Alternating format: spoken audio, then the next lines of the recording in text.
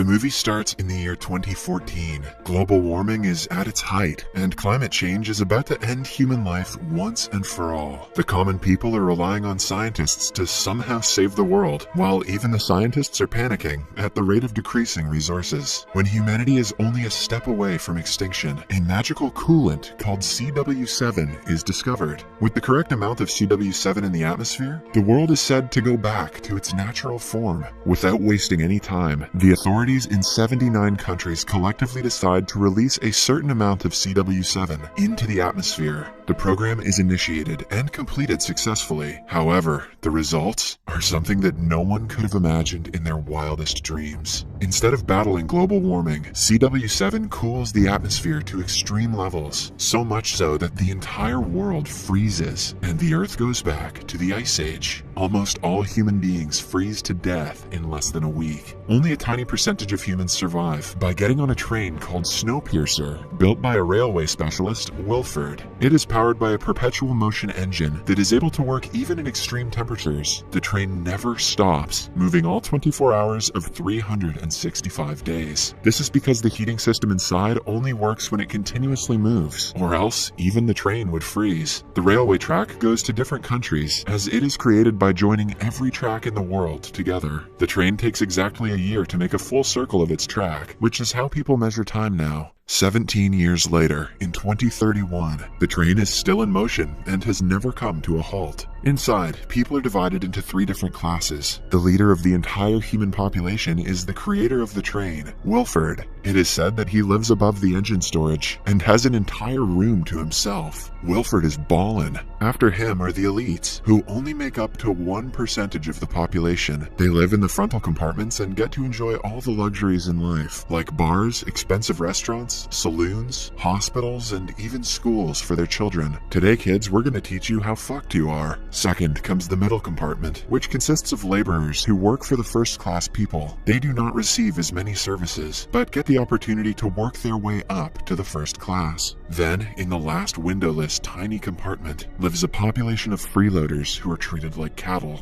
They are not given any resources other than occasional black bars of gluten. The group survives by reminding themselves at least they are alive, but they don't even have the privilege to look at the sunlight. For food, the train has a built-in greenhouse that grows enough vegetables for the first and second classes. Meanwhile, water is created by melting ice in front of the train. One afternoon, 2 guards go to the last compartment to distribute food. It is again the jelly-like substance called the protein bar. This time, the guards inquire if there is a violinist on board, since they need one for the entertainment of the first-class people. An old couple comes forward, but it turns out that only one can come with them. When the couple refuses to go without each other, the guards push the old woman and drag her husband away. The leaders of the freeloaders are 2 young men named Curtis and Edgar. They do as much as they can for the community, but haven't been able to make any significant change. Every day they receive a single capsule with a message inside one random protein bar. The messages range from the blueprint of the train to motivating quotes. This time, the capsule contains the name of the designer of the train, Nom. He is currently held as a prisoner in the prison compartment. No one knows who sends the capsule messages, but Curtis believes that they are an ally. In the past 17 years, freeloaders have protested twice. They failed both times and caused many deaths, but their spirit to fight for equal rights hasn't changed. Curtis and Edgar are constantly planning their next move and encouraging people to join them. One of the passengers among the freeloaders is an old man named Gilliam. He is missing one arm and a leg, but is determined to improve their living situation. He is also the spiritual leader of the group and is the one holding everyone together. Curtis comes to Gilliam to show him the latest message. They believe that someone wants Curtis to meet designer Nom. As they talk, the guards enter the compartment and start measuring the height of every kid. At last, they decide to take 2 kids named Timmy and Andy. Timmy's mother begs and cries for them to stop, but the guards push her away. A man named Andrew throws his shoe at the guards, making their blood boil. Then, we are introduced to a woman named Minister Mason. She is in charge of maintaining peace and security on the train, and is also the only first-class person the freeloaders have ever seen. As punishment, Mason makes Andrew keep his hand out of the train for 7 minutes. When he brings the arm inside, it is completely frozen. The guards then cut it with a hammer, leaving him bleeding and in pain. Mason tells the freeloaders to let this be a lesson, because they are like shoes whose very job is to stay at the bottom. After everything calms down, the entire freeloader community fumes in anger. This is not the first time they have been treated like animals, but this time they have had enough of the injustice. That entire night, they make an elaborate plan to attack the guards. Rumor has it that the guards ran out of bullets in the last protest and are carrying empty guns. Curtis takes it upon himself to see if the rumor is true. The next day, the compartment door opens, and in comes a guy who brings food daily. Curtis walks to him and points the gun at himself, asking the man to shoot. Lo and behold, the gun turns out to be empty, which is a sign for the others to attack. The plan works, and they manage to enter the prison section of the train. There, Curtis meets designer Nom, whose name was written on the last message. Nom and his little daughter, Yona, are addicted to a substance called chronol. They only agree to join the group if they are provided with enough chronol. Curtis agrees and welcomes them to the freeloader community. Using his skills, Nom opens the door to the next compartment, which has a window. The group can almost not believe how bright the compartment is, as they finally get to see sunlight after 17 years. Following that, they enter the kitchen area, specially made for the poor class. To their horror, they discover that the protein bar they've been feeding on is made up of ground cockroaches. After a few more compartments, they will reach the water filtrate. Gilliam advises that they hold the filtrate in their possession, which gives them a ground for negotiation with the guards. That way, they can ask for equal rights in turn for water. However, they are met with a surprise when they open the next door and see a horde of guards with axes waiting for them. A fight ensues, where many people from both sides lose their lives. Amidst the battle, Nom sees a point outside the train, which he clearly remembers was not visible last year when he wasn't in prison. This means that the ice outside is surely melting to some extent, and humankind will soon be able to live on the ground. Suddenly, Mason makes an announcement and asks the guards to kill 70% of the freeloaders. At the same time, they cross through a tunnel, which gives the guards an upper hand because they own night vision goggles. Many of Curtis's people die in the following fight. But in the end, the cruel minister is captured and threatened, so she orders the guards to stop.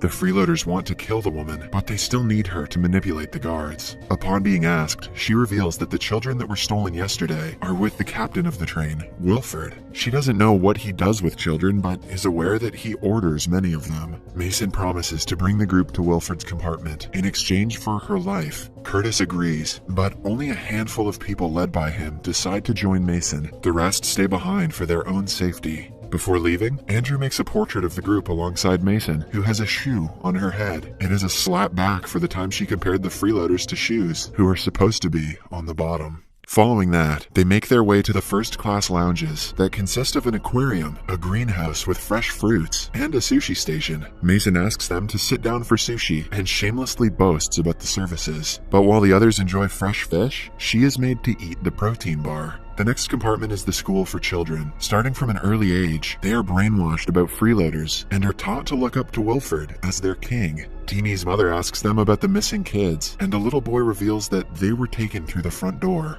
At the same time, the train passes a monumental place. It is the area where the bodies of 7 frozen people are clearly visible. They were explorers who jumped off the train a few years ago, hoping to survive on land. Back in the compartment of the freeloaders, everyone is impatiently waiting for the group to return with good news. Surprisingly, they are approached by a man with a cart full of eggs. They are shocked because they were under the impression that all forms of animals on Earth are dead. The man laughs, claiming that it is just a rumor, just like the story about empty guns is also a rumor. With that being said, he brings out a gun and starts firing at them. Similarly, the teacher in the children's classroom also does the same. She manages to kill Andrew before Curtis kills her. The classroom also has a monitor where the CCTV footage of the last compartment is shown. A guard in the compartment brings Gilliam in front of the camera and shoots him dead. Gilliam was very close to Curtis's heart, hence, the death crushes his spirit. In anger, and to take revenge, he shoots Mason dead.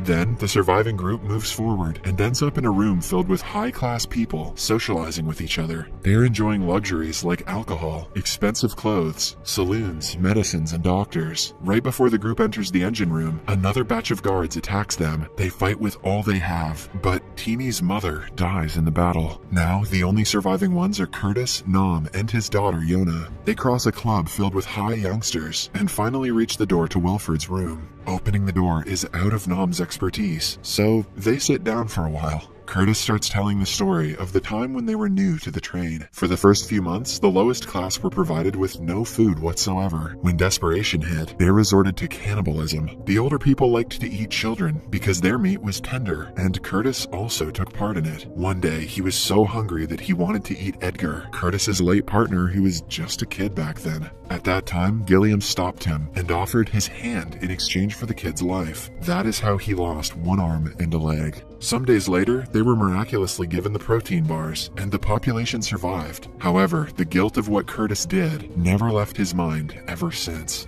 This is why he is so adamant about fighting for his people. After listening to the story, Nom reveals that life outside the train is possible and tells Curtis about the mountain that is visible now. He also discloses that he is not an addict and has been collecting chronal to make an explosive. He wants to use it to make a hole in the train and go outside. Just when he is about to light it on fire, Wilfred's assistant shoots him in the leg and brings Curtis inside. In the following scene, he finally gets to meet Wilfred, who has grown old. Wilfred reveals that he was the one who sent those messages in the capsules, and he did so to start a riot. Every few years, he stirs up the lower class, so they protest and a few people are killed. This is a drastic measure taken to ensure the population on board remains manageable. The protesters were supposed to be killed when the tunnel arrived, but Mason being abducted changed everything. Not just that, but Gilliam also knew about the plan and was helping Wilfred from the inside. Even though he did so to keep the human population alive, Curtis cannot help but be disappointed in him.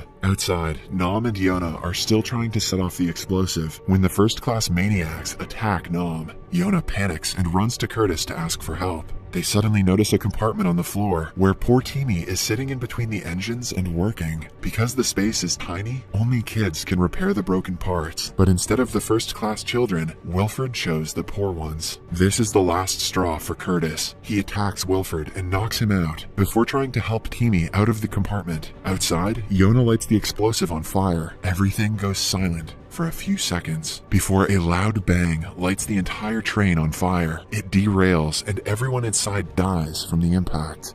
In the final scene, we see Yona and Timmy walk out of the wreckage as the sole survivors of the crash. They notice a polar bear nearby, meaning that life on Earth has returned and they have a chance to survive. But let's be honest, they're dead for sure.